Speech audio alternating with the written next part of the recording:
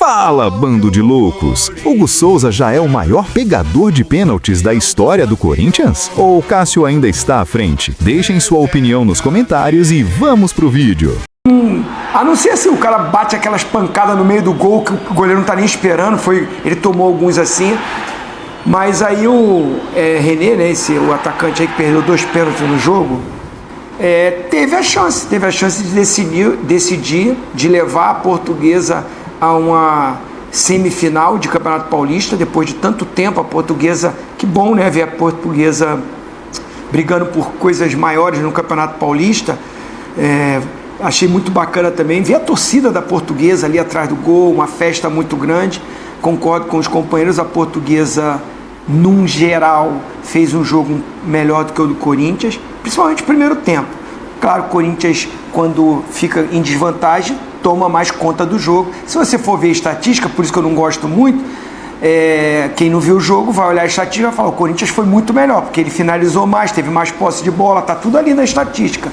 Mas a gente assistindo, eu não assisti o jogo todo, né? Eu assisti, quando terminou o nosso programa, assisti o resto do jogo e depois fui ver os melhores momentos. Você vai lendo tudo, vai vendo todos os programas, e a opinião geral é que a Portuguesa teve a grande oportunidade, né? Principalmente nos 90 minutos perde um pênalti, e na disputa de pênalti também não foi eficiente, porque brilhou, para mim, o goleiro que, se mantiver esse desempenho, vai estar na Copa do Mundo, porque o Ancelotti tem convocado ele. O Ancelotti gosta dele, chegou até no jogo contra o Japão, derrota da seleção brasileira, a primeira, né, derrota do Brasil sob o comando do Ancelotti, sendo titular do gol do Brasil. É claro que acho que na cabeça do Ancelotti está muito mais nessa característica do goleiro do Corinthians de pegar muitos penais, e sobre isso Dorival Júnior e o próprio Hugo falaram. Ele foi fundamental na noite de hoje, foi decisivo, é um jogador em nível de seleção brasileira. Hoje é um dos principais jogadores da nossa equipe. Fico muito feliz de tê-lo e vendo esse crescimento e essa evolução que ele vem apresentando. E para a equipe ele é fundamental e um jogador que tem feito a diferença em muitos momentos, em jogos decisivos. Aí vamos tentar. Os números dele são bem grandes, né? O Cássio, se não me engano, são 32, o Giovanelli 27, tenho 14, né? É quase o dobro, né? Quase não, é o dobro do que eu tenho, mas também tem bastante jogos. Então, assim, eu falei, eu não quero ser protagonista, mas se todas as vezes que eu for protagonista o Corinthians for beneficiado, aí pra mim vale a pena. O Hugo tá com os números na ponta da língua mesmo, e números corretos. O Cássio pegou 32 penais com a camisa do Corinthians, o Ronaldo 27, lógico, os dois jogaram muito mais partidas do que o Hugo, que já tem 14 defesas de pênaltis. É muito importante pegar pênalti. O Corinthians já foi campeão por conta dessa característica, dessa virtude do seu goleiro, Zé Elias. Há muita diferença entre o Hugo, goleiro, com a bola rolando, pro Hugo, goleiro, nos penais? Eu acho que assim, eu concordo com o Zinho, o vovozinho, né, no começo do comentário, quando ele falou que no começo do ano o Hugo vinha falhando, tomando gols que ele não... O gol de ontem, pra você, era defensável? Eu acho que ele falhou. A bola passa por baixo dele, né? Ele chega na bola, mas a bola não... Ele não consegue impossibilitar o gol. Só que assim, eu acho que ele é melhor no pênalti. Não desmerecendo ele dentro da barreira ali, do gol, da área, saindo e tal. Não é isso. Como goleiro, eu acho ele um bom goleiro. Eu acho ele muito bom goleiro. Até hoje comentei com a minha filha que na época aqui do Flamengo, eu falei algumas vezes, porque o que o pessoal do Flamengo fez com ele eu achei injusto. Nesse sentido, ele era um menino que vinha... Por favor, vovozinho, se eu estiver errado, me corrija, por favor. Ele era um menino que vinha com uma projeção muito grande, que se deslumbrou, não foi o primeiro nem vai ser o último menino que vai se deslumbrar com aquilo que acontece com sucesso imediato. E aí, ao invés do Flamengo acolher, proteger, segurar, né, blindá-lo para justamente você poder ter um goleiro da altura que é o Hugo, eu acho que o Flamengo... Não, vai lá, faz experiência, tirou, eu acho que a maneira que o Flamengo pensou, né, vou tirá-lo daqui para ele se sentir melhor, talvez tenha tentar jogar, e ele volta para o Corinthians e se encontra, eu acho que mais maduro, sabe daquilo que fez, sabe daquilo que não se pode fazer, e acho que é o casamento perfeito, né? O Corinthians precisava de um goleiro, porque o Cássio saiu, o Carlos Miguel assumiu, depois saiu, o Carlos Miguel também assumiu como um pegador de pênalti, um goleiro alto, né, para substituir o Cássio dando entrevistas dizendo que o Corinthians estava bem servido. Aí vem o menino, o Donelli, né? O Donelli não consegue se firmar, e aí chega o Hugo. E o Hugo, devagarzinho, foi fazendo grandes partidas, não só com pênaltis, grandes partidas, fazendo jogos bem interessantes, e aí depois com os pênaltis ele acaba se destacando ainda mais. Eu acho que nos pênaltis ele é melhor, né? Ele é melhor do que no gol normal, mas isso não deixa de... Né? Eu continuo achando que ele é um bom goleiro, mas no pênalti ele é muito grande. Você viu quando ele vai para a torcida e ele abre os braços?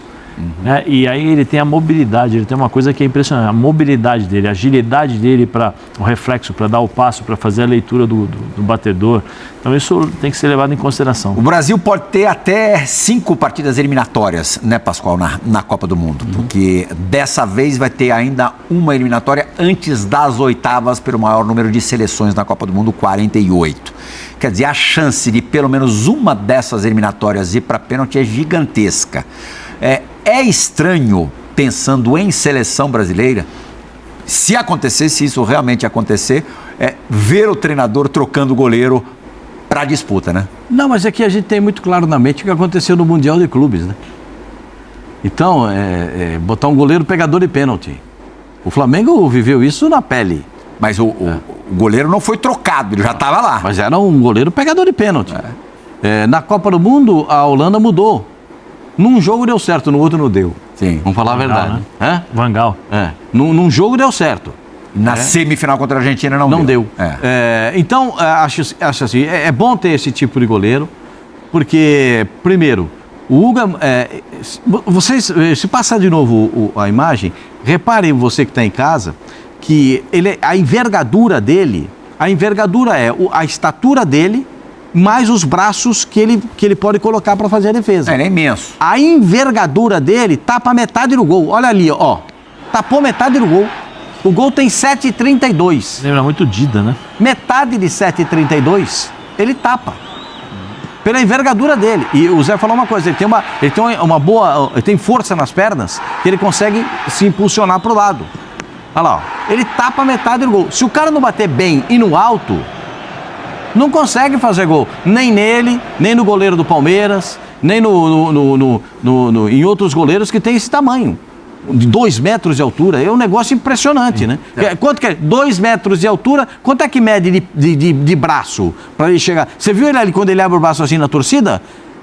Parece um monstro, cara, ele é enorme, joga um cara enorme. Eu encontrei no evento aqui da ESPN, que teve, eu olhei para ele assim para cima. Ele já teve aqui gravando Bola da Vez com a gente, resenha com a gente. Ele teve aqui no Bola da Vez. Ele é muito alto. E quando ele agora, abre os braços, pensando nessa coisa da Copa do Mundo, eu estou curioso para saber dessa coisa da Copa do Mundo. De repente, vai o Ancelotti, tem a manha de trocar o goleiro para disputa de pênaltis. Alisson, agora vai o Hugo. O Alisson, a gente subentende que vai ser o titular do Brasil no Mundial. Ele vai entrar diferentemente do que aconteceu nessas eliminatórias todas em que o Hugo se deu bem, ele vai entrar frio. Isso não faz diferença? Com certeza, né? Com certeza faz diferença, mas a gente está falando que é para um momento específico, seria numa disputa de pênalti, né? Imagina também a confiança e a moral que ele vai para um momento desse, se acontecer. Eu espero que não, que o Brasil não precise classificar no sufoco, não. Eu fui campeão do mundo numa disputa de pênalti. É difícil, não é fácil, não. Mas assim, eu acho que é uma opção você ter um goleiro com essa característica. Você tem 2 jogadores bem experientes, estou contando que o Ederson e o Alisson sejam convocados. Quem é que briga mais por essa posição? O Bento, né? Que está lá na Arábia. Não sei se tem algum... Assim, tem bons goleiros no Brasil, nós temos excelentes goleiros, mas a convocação está aí. Você acha que vai ter algum tipo de surpresa no gol se os jogadores não tiverem nenhum tipo de problema de contusão? Se não tiver nenhuma numa intercorrência diferente, se ele estiver jogando, se os três estiverem em ritmo, jogando pelos seus clubes, eu acho que não tem o porquê. É uma posição que vai dar confiança do treinador também. Ele já está levando esses três, acho difícil. O Bento teve essa oportunidade também foi convocado. Mas o Hugo está aqui, está jogando, toda hora todo mundo está vendo. Então isso também o ajuda muito a ele ganhar essa terceira vaga. E ainda mais com essa característica de pegador de pênalti. Ô, Zé, a gente vai colocar mais um número, comparando agora o Hugo diretamente ao Cássio. O Cássio, que sempre também teve a pecha de pegador de pênaltis e já conseguiu muitas conquistas para o Corinthians através das penalidades. Olha lá, para chegar, para bater 14 pênaltis defendidos, olha quanto cada um precisou. Só jogos, o Cássio precisou de 341. O Hugo já chegou nesse número com apenas, entre aspas, 102. Sim. Não, existe uma questão também da necessidade e a dificuldade do grupo, né? Talvez o time que o Cássio jogou era melhor e não precisava tanto de decisões com pênaltis, ou eram pênaltis ocasionais. Se você observar aí quantos pênaltis o Hugo pegou e quantas decisões de pênaltis, né? Ele passado na Copa do Brasil contra o Cruzeiro. Então soma bastante, né? Esse tipo de situação. Eu acho que os times que o Cássio jogou ao longo da sua carreira e sua trajetória dentro do Corinthians foram melhores. Para chegar nos 14, ó. Sim. O Cássio teve 8 disputas de pênalti. O Hugo, metade, 4. Sim. E das 4, ele venceu as 4. Venceu todas. Gabaritou. E o Cássio venceu metade, 4 também, daquelas que disputou. Quer dizer, os números favorecem o Hugo.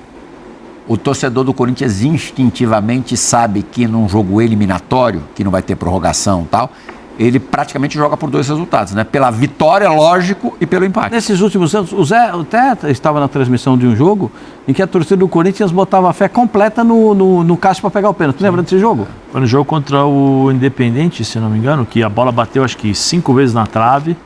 Aí depois foi para os pênaltis e o Corinthians classificou. O Cássio pegou o pênalti. E a torcida tinha a plena convicção de que o time ia conseguir a classificação no acabou o jogo. Então agora já foi. Deixa que o Cássio vai lá e resolve. Deixa que o Cássio pega. Essa esperança, essa expectativa do torcedor é muito positiva. É bom para ele, porque ele tem essa confiança do torcedor. E vai cativando. São números, são marcas que ele está conseguindo no Corinthians. Hoje se diz, escrevendo a história no Corinthians, são marcas muito impressionantes e, na minha opinião, hoje, o Hugo tem condições de ser o terceiro goleiro da seleção brasileira. A gente tem o goleiro do Vasco, para mim, é espetacular.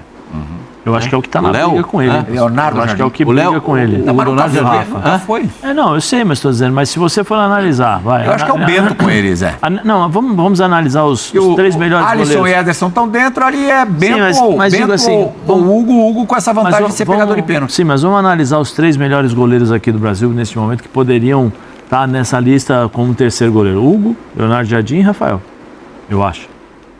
O goleiro de São Paulo é bom, tá pegando bem.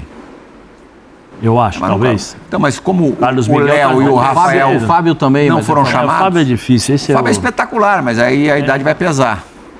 E acho que tem que levar em consideração os caras que ele convocou, né? Sim, não, mas a gente está só colocando. O Pascoal falou sobre os melhores aqui nesse momento, que poderiam ser chamados. O Leonardo Jardim pega a pena também. Pega. O Vasco em 2 anos consecutivos ele histórico recente aí de pênaltis muito vantajoso. O Fábio tem 41. Mas qual seria o motivo para o Ancelotti convocar agora o Léo Jardim e não convocar mais o Zé só está enumerando os melhores goleiros do Brasil. Entendeu? O Hugo entra como o melhor goleiro do Brasil. Os outros melhores são esses. Vai sobrar um. E talvez por essa questão dos pênaltis sobre o Bento. Pode ser. E o Bento muitas vezes não tá sendo titular lá na Arábia Saudita, vai acabar indo o Hugo mesmo como terceiro goleiro. E na hora dos pênaltis, se de repente a hora precisa... também, comecinho de março, né, a convocação da seleção brasileira. Bem pertinho.